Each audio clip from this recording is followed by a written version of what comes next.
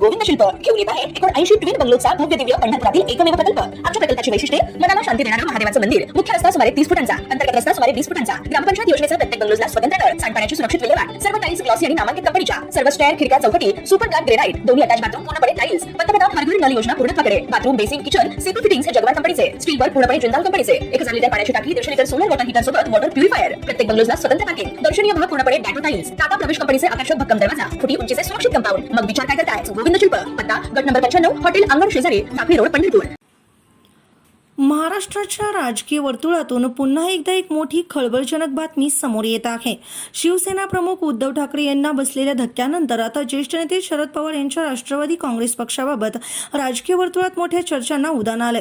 शरद पवार यांच्या पक्षाने आगामी काळात भाजपच्या नेतृत्वाखालील एनडीए सोबत जावे का यावर पक्षांतर्गत चर्चा सुरू असल्याची माहिती सूत्रांनी दिली आहे। सूत्राकडून मिळालेल्या माहितीनुसार शरद पवार यांच्या राष्ट्रवादीच्या एका ज्येष्ठ नेत्यावर या संपूर्ण प्रक्रियेची मोठी जबाबदारी सोपवण्यात आली आहे। या नेत्यांची भाजपच्या एका वरिष्ठ नेत्यासोबत महत्त्वाची बैठक झाल्याचे वृत्त आहे। या गुप्त बैठकीत दोन्ही बाजूंकडून प्राथमिक चाचपणी करण्यात आल्याची माहिती समोर येते। सध्या राष्ट्रवादी काँग्रेस शरद पवार पक्षाकडे 8 लोकसभा खासदार आणि 10 आमदार आहेत। या सर्व लोकप्रतिनिधींच्या मनात नेमकं काय सुरू आहे, याची नेमकी भूमिका काय, याची चाचपणी करण्याची जबाबदारी पक्षातील एका अत्यंत वजनदार आणि मोठ्या नेत्याकडे देण्यात आली आहे। पक्षातील लोकप्रतिनिधींमध्ये सध्या तरी या मुद्द्यावर 2 वेगवेगळे मतप्रवाह असल्याचे बोलले जात आहे। भाजपसोबत जाण्याचा निर्णय झाल्यास एनडीएला नेमकी कशी मदत करायची यावर सध्या जोरदार चर्चा सुरू आहे।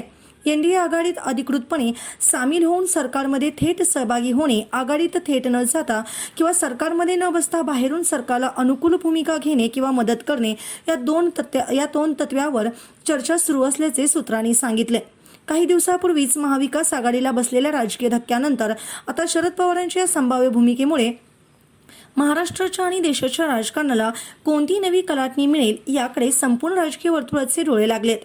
अद्याप यावर पक्षाकडून कोणतीही अधिकृत भूमिका स्पष्ट करण्यात आलेली नाहीये।